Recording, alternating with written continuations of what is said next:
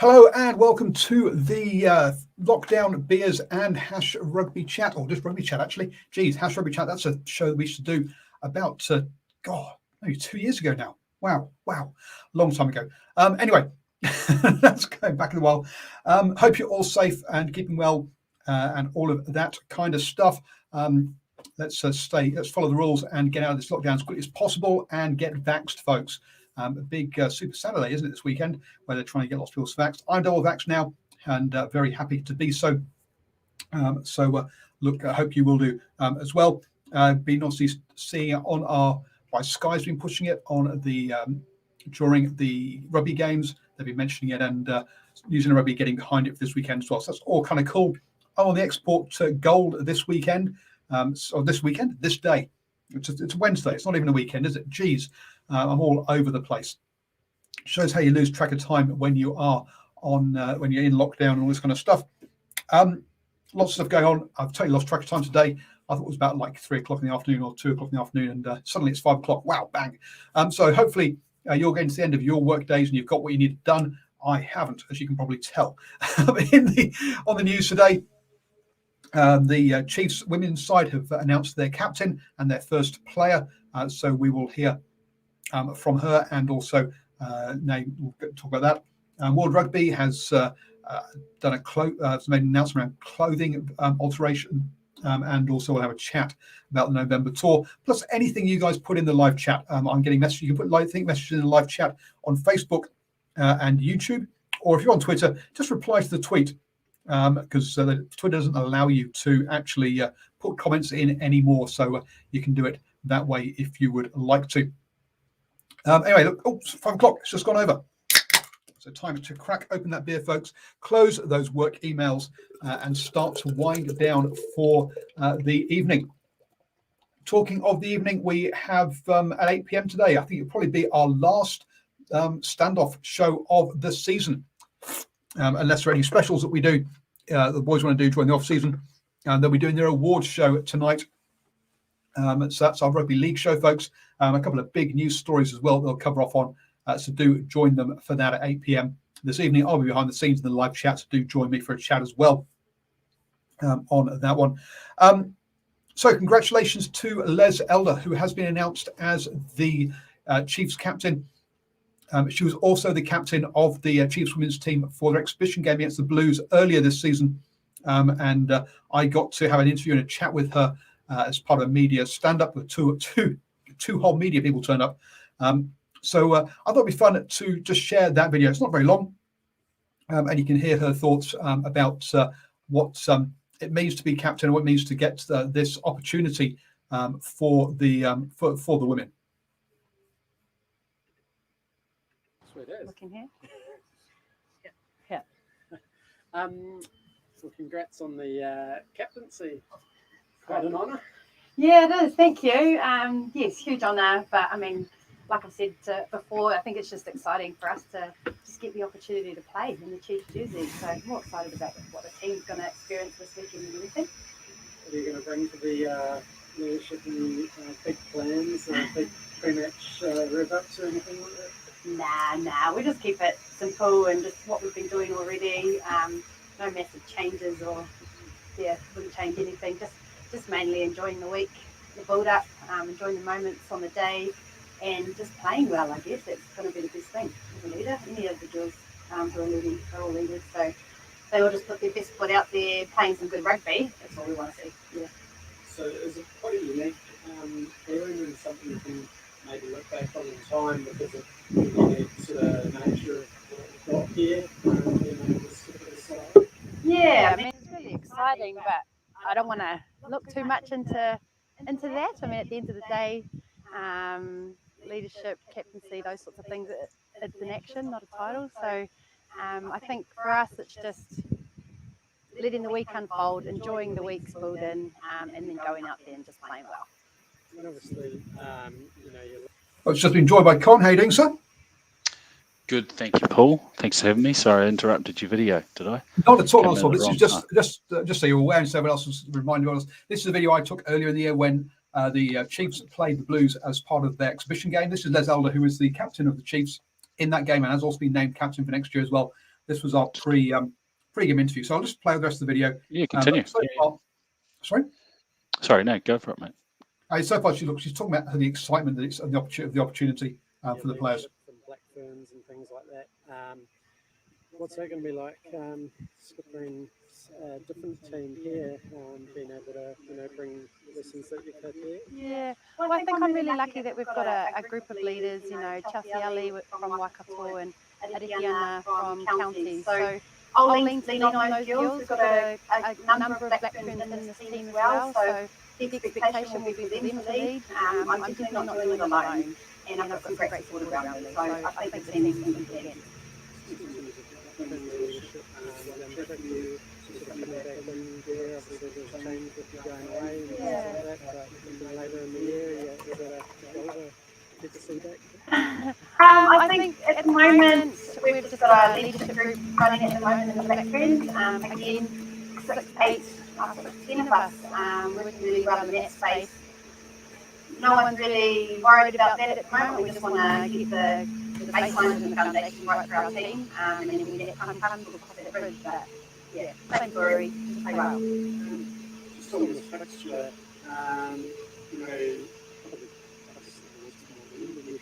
Yeah. Was it something that you dreamed of actually happening? I mean, there's been talks of it for a little while, and I guess as a rugby player, you always have that sort of fantasy or that vision, like imagine if we got to play in a Chiefs jersey. Really cool that I'm going to get to experience that, and these groups of women are going through as well. Hopefully it just turns into something more, and we get a more permanent or established competition. Yeah, so pretty excited. And obviously in the club competition at the moment, and obviously I guess you were all playing yesterday. So how difficult is it to come to bounce straight out of the game and then into your final training session a week out from the game? It's not the standard preparation, is it? No, I mean, women's rugby isn't the standard. We do things a little bit differently. But that's just the nature of the beast, I guess. And we've always known management is really clear on what the trainings and build up to this game look like. And obviously with today's session, they're quite smart around how they're going to manage that. A lot of it's clarity, so it won't be too heavy on the body, but probably it'll be a good thing for the girls just to flush out yesterday's game. Yeah. And how was the game yesterday for you? I actually had the weekend off. My husband graduated on Friday, so I didn't play club rugby yesterday, but in the Bay of Plenty, we actually play our games on a Sunday, so our club's playing today. So the club tend to cope without some of the top players, which is Yeah. Going into this game, I guess there's a whole bunch of players who won't have experienced being in a big stadium like that. How do you look after these younger and more inexperienced players heading into what is going to be the biggest game of their lifetime? Yeah, I think for us it's just like what I've said, they just need to enjoy the moment, and that's all it is. I don't think there's going to be huge expectation placed on these girls to, do anything outside what they're already good at. It's a rare opportunity, and we may not get this back, who knows? So it's just about enjoying the lead-in, enjoying the day, and as long as you're going out there and putting your best foot forward and giving it your all, we're all going to be pretty happy. So that's probably the best thing we've seen this week. Cool. Just on your sort of future plans. All right. Enough that one. So Les always good. She gives us lots of time. I've interviewed her a number of times after various games.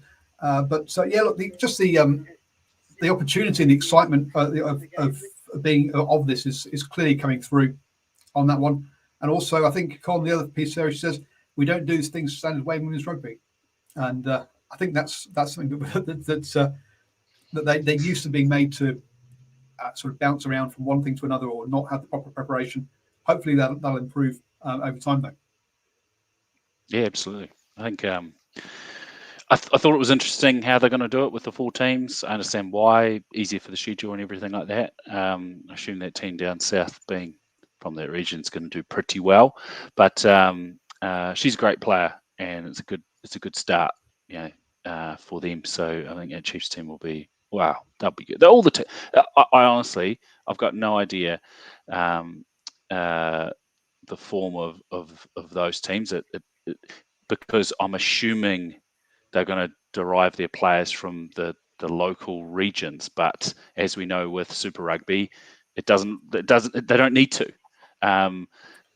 But there's a decent chance they will. That's kind of how I think it often starts. I think back to Super Rugby in the 90s, in the early 90s, they tended to be pretty. It was kind of the merger of the NPC teams inside those regions ended up making up the Super Rugby teams, and it wasn't until more recent times that it's a bit more of a free market. So do you think that it'll tend to follow that rule, or do you think it'll be a bit more free to start with? Well, having done an interview with the head coach of the Chiefs, asking him basically, would his team be only from the unions? Because when they did the Chiefs versus Blues exhibition game, all the players and all the coaches were purely from the provinces.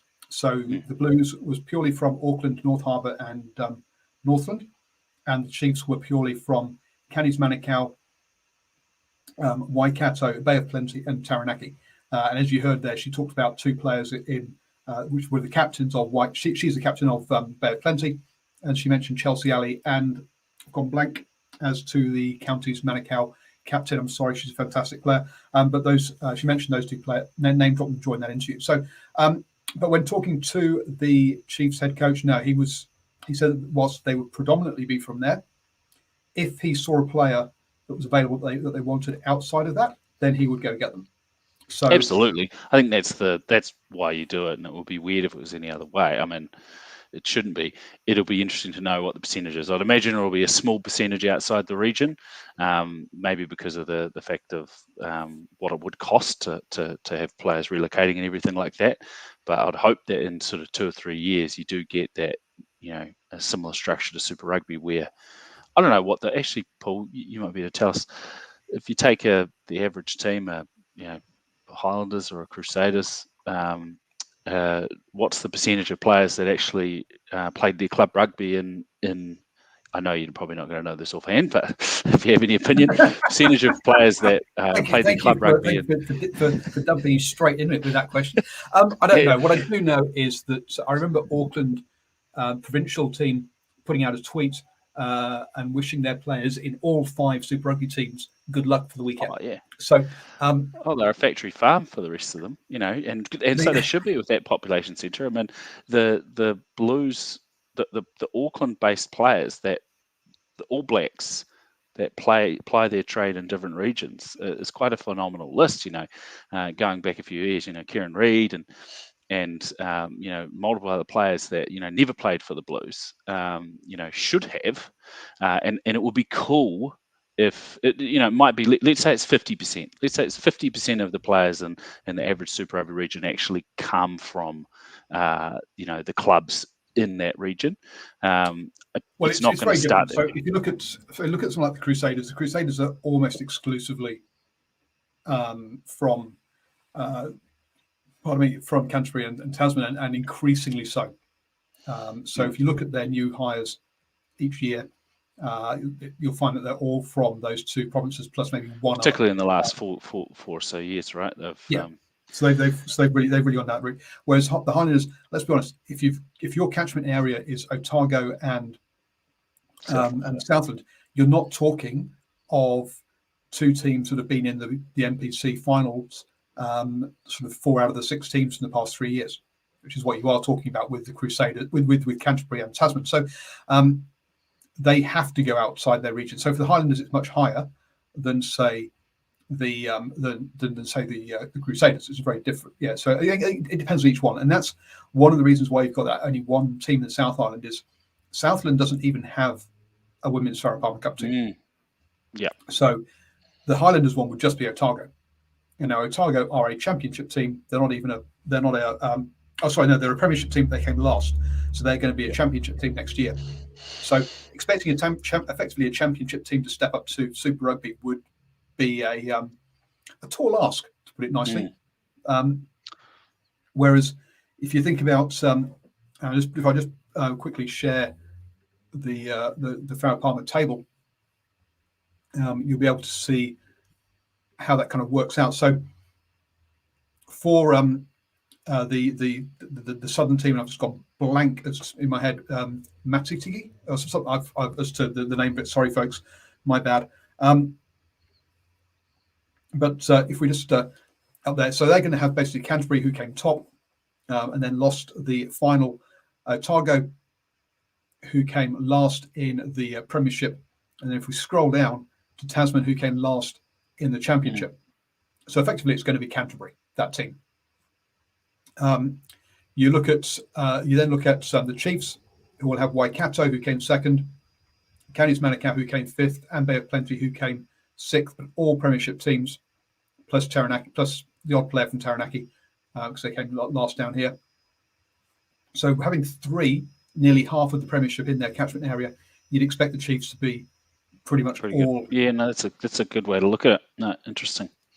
Then you say the Blues, Auckland fourth, Northland second, and Harbour fourth. So again, Auckland will possibly go outside for a couple of players, particularly from counties, you'd think. Yeah. As one of the counties' women's team actually won the Auckland club competition this year, because they enter a team into that because of the lack of the sort of lack of competition within counties. And then finally, Wellington, or sorry, the Hurricanes have got Wellington at the top there, which is their only Premiership team, along with Manawatu, who are going to get promoted. Hawke's Bay, who lost in that Championship final, and that's their three teams. So again, oh no, Taranaki forms part of Waikato or Wellington. Taranaki is now a Chiefs team. Ah, okay, cool, of course. Yeah, okay, interesting. See, so yeah, so if you look at this, the Chiefs should be the strongest team.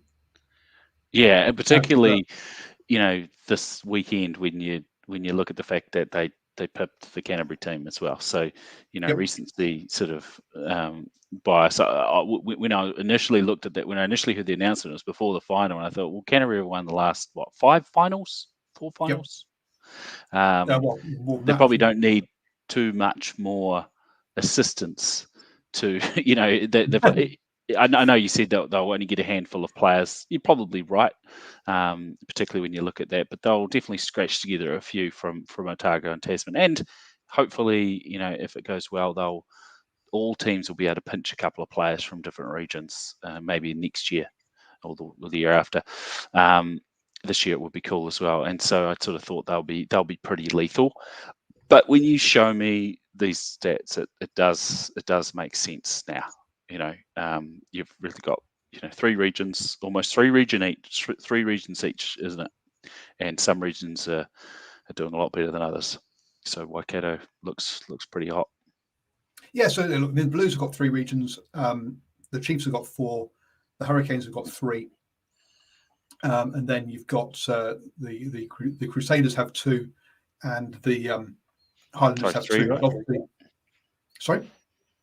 Crusaders will. Oh, sorry. Excuse me. So, yep, Crusaders have. And then when you move over to the women's one, where they've got the new team down in the South Island that is called Matatu.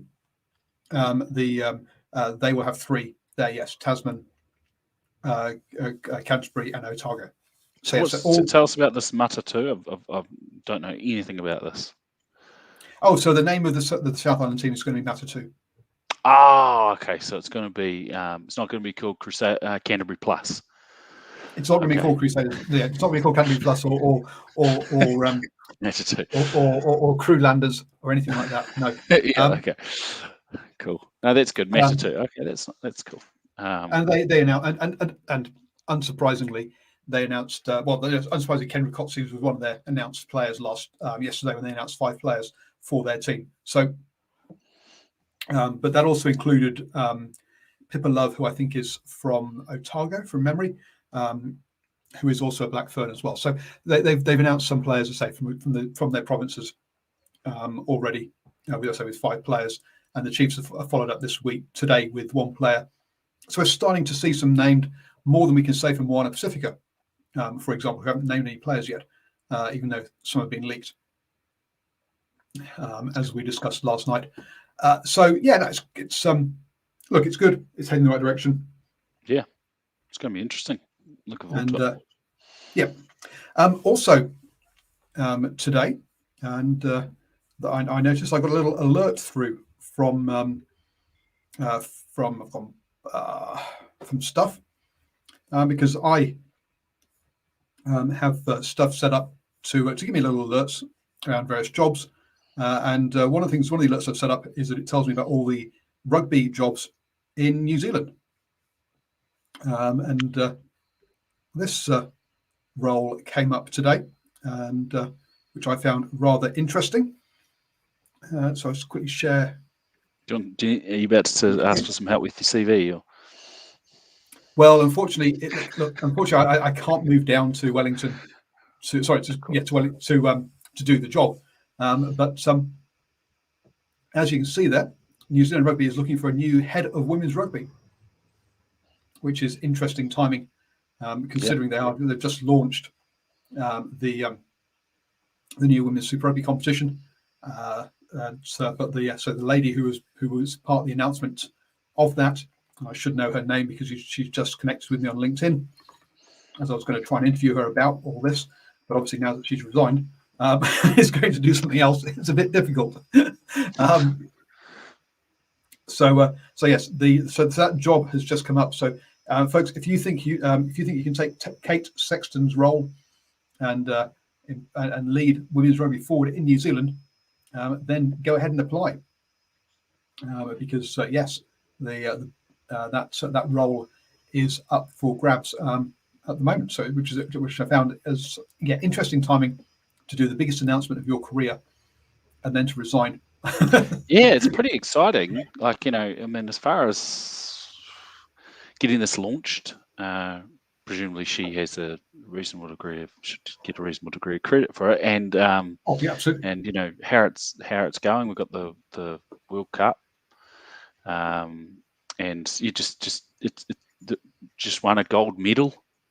It's all pretty positive on the women's side of the game in New Zealand. So it'd be a pretty exciting time to take a job like that, because although some people prefer to take a role when it's in a difficult position and see if they can bring it up, but I'd say it'll be interesting to see who nabs that role. Yeah, look, I'm also being a bit flippant about the timing of this one. Let's be honest, Kate Sexton's been in the role for about 7 years, I think it is, and the state of women's rugby, whilst we would love it to have grown quicker than it has done, and coulda, woulda, shoulda, but let's be honest, she's leaving the women's game in a much healthier position than she picked it up in. It's heading in the right direction. As I say, would we have liked it to have gone quicker? Have we been critical about the speed of change? Absolutely, we have. But you've got to give her the credit of growing the game and constantly heading in the right direction. So absolutely. And the World Rugby, on that side of things, it's going to affect the women's game more than the men's game, I think. World Rugby has now changed the rules around the clothes that you can wear when playing rugby. Stockings. Tights, yes. Tights or leggings you're allowed to have now. Leggings, that's the word I'm looking for. Not stockings. Slightly sexist comment, but I assume stockings would be allowed if you so chose, but they probably wouldn't last on a 4G or 5G pitch, or whatever you call it. When you go for a run in stockings, that's entirely up to you. That's right, yeah. What I do on my Saturday night is my own business, isn't it? Exactly. Oh dear. Look, we're being flippant about this, and yes, I think for a lot of us, it is a bit of fun and games, and yes, it'll just mean that a few guys will wear leggings on or wear the kind of compression kind of thing. So I used to wear, for example, what they used to call them now. Not anyway. I've gone.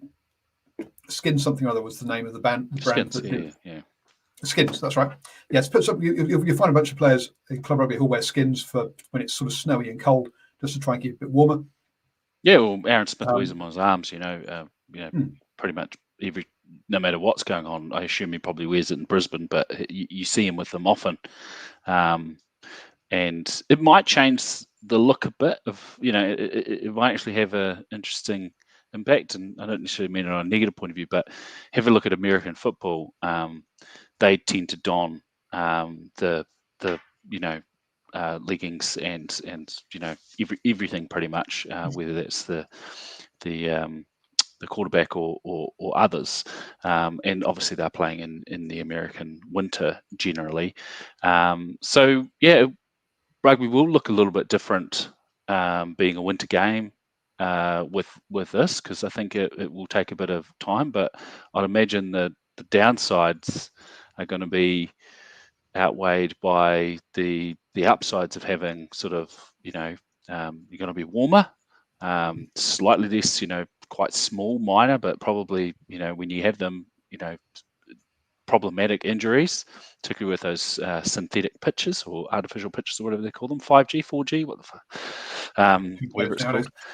But I think it will change. I can see in a couple of years, particularly backs.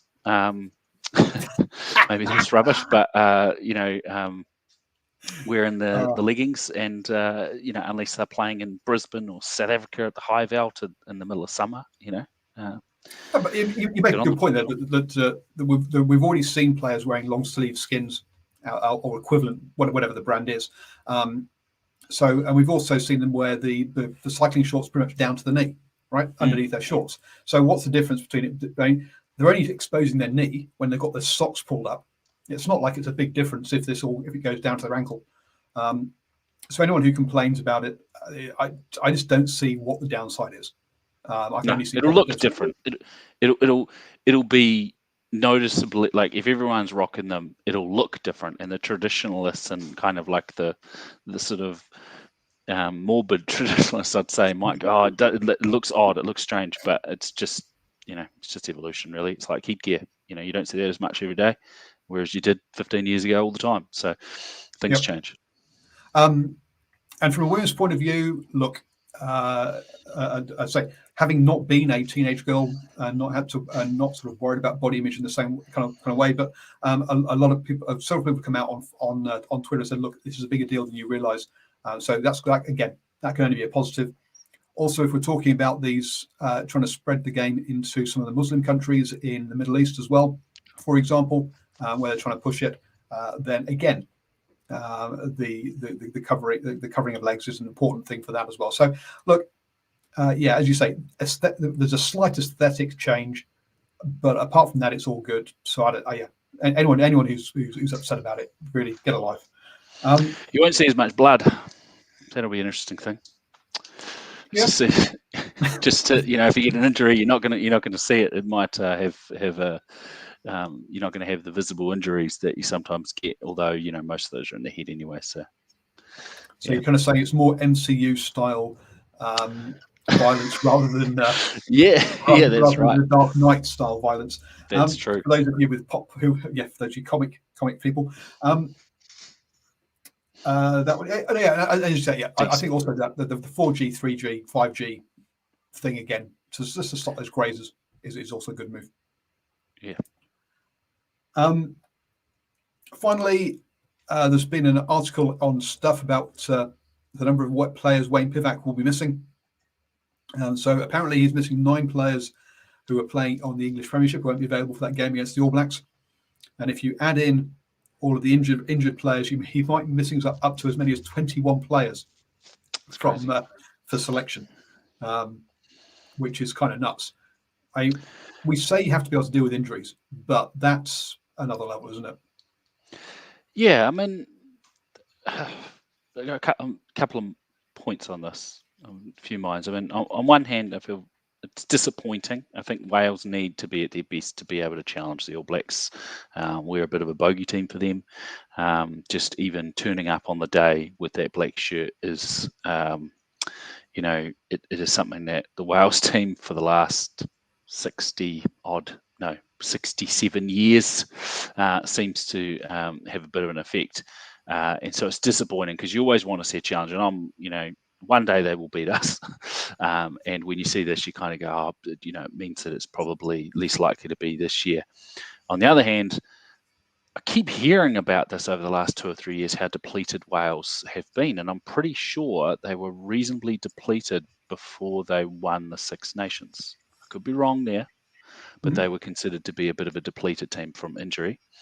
And the last thing is, you kind of hear this before an ambush, right? Like, I'm pretty sure the Argentinian team that beat the All Blacks was pretty depleted, if I'm not mistaken there. And so it does happen, you hear about this tales of, the teams are, getting a bit of a battering, and then, I don't think that's when the players are underestimated. I think it's just, it depends how good the second string Welsh team is, and they should be pretty good, to be fair. And now, and when you say, look, Wales have had a history, particularly recently, of having a high number of players always not available. We look at the number of Talupe Falatau's games he's played. He should have played a whole bunch more. Whilst George North has played a lot, he also, again, should have played more games, really, except for ones he's missed through injury as well. So, you're quite right. Actually, the side that rolls out against New Zealand will have more caps than you expect, considering the number of people that have been injured, because they're always pulling up players.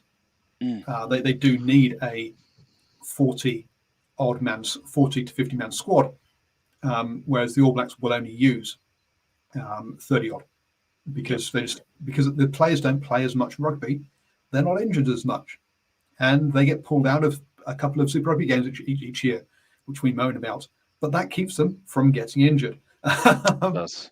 Yeah. So the player management is just better.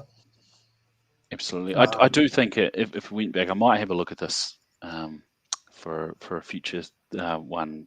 But I'm pretty sure I was listening to a podcast, or maybe it was an article, and after Wales had a dreadful, what was it? Was it the Rainbow Cup? Or no, it wasn't the Rainbow Cup. Whatever the sort of second Six Nations, that was kind of an 8-team. What was the 8-team Six Nations with Fiji, and that didn't really get to play? Fiji and Georgia, I think. Something Nations Cup, was it? Yeah, it did have an interesting name. So Wales was dreadful in that competition, and they did terribly. And it was kind of one of the most amazing turnarounds, as they were horrendous. I think they won one game, and I think it was against a heavily depleted Fiji, or maybe it was another. Maybe they won two. But it was, considered almost fire Wayne Pivac territory. And I'm pretty sure at the end of that, there was some talk about Wales coming into it, and it was that they were even more depleted after that terror run, and so they were considered likely to get 5th in the Six Nations. And then in the end, they turned around and came first. So it was a tight first, because I think there were 3 teams with 1 loss or something like that, or a couple of teams 1 loss. But they have a bit. It seems like they might have a bit of depth, or they've got. It shouldn't affect them like it probably would affect a team like Australia or, Scotland. Yep. So, folks, it was called the Autumn Nations Cup. That's right, Autumn Nations Cup. Yeah. A rather fetching kind of rugby ball in the colour of autumn leaves. Oh yeah, that's nice. It was actually pretty good. The Rainbow Cup was something else, wasn't it? That was the Pro 14 top Pro 14 sort of variation, when South Africa were playing themselves for the 30th time over a 2-year period. The South African teams, I mean, because they had, if you have a look through, there's probably a quite interesting cycle where the South African teams, I'm not having to go at them, they had to do it, and it's probably one of the reasons why they did as well as they've done in the last couple of, they beat the All Blacks, good on them. But they went, I think they had Super Rugby unlocked, and you were right, Paul, and then they had Curry Cup, and then they had some other Curry Cup thing, some other sort of competition that they came up with the name, and then they went into the Rainbow Cup, and they only ended up playing themselves until the final.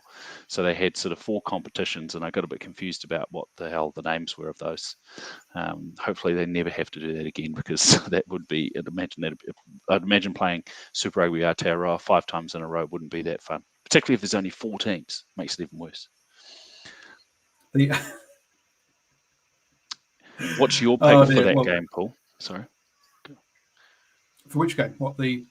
So you're picking. I assume you're picking a New Zealand win, but do you think the depleted sort of nature of Wales is going to lead to a hammering? Yes, I can. It's only going to go one way on that one. And since you've been talking about it, and it's not and Con was not prompted to talk about this at all. What I did the last year was have a chat with Jacques from the Yellow Cap and ask the question: has it been the Curry Cup on repeat? Where we did talk about that, and yeah, as you say, the Rainbow Cup was 3 rounds of derby games. Super Curry Cup, and then preparation series, and now Rugby Cup. So there was one preparation series. That's great. So and yes, the Rainbow they Cup had, ended up being they had the Curry Cup preparation series and then the Rainbow Cup. Yes, so basically 4 competitions on the bounce. With now they did add in and take out extra teams. So there was the 4 Super Rugby teams. Yeah, because with the Curry Cup, the Cheetahs came in and out. The Pumas and the Griquas as well. Yes, all came in and out. So it wasn't exactly just 4 teams over and over again, but not far from it, to be fair. Yeah, and the worst part of it, one of the worst part was the Rainbow Cup was supposed to be a Pro 14 round. There was supposed to be games against the teams in Europe. They were actually going to base themselves in Europe, I think, and then COVID meant that they had to can it, but they did have a final. So, yeah.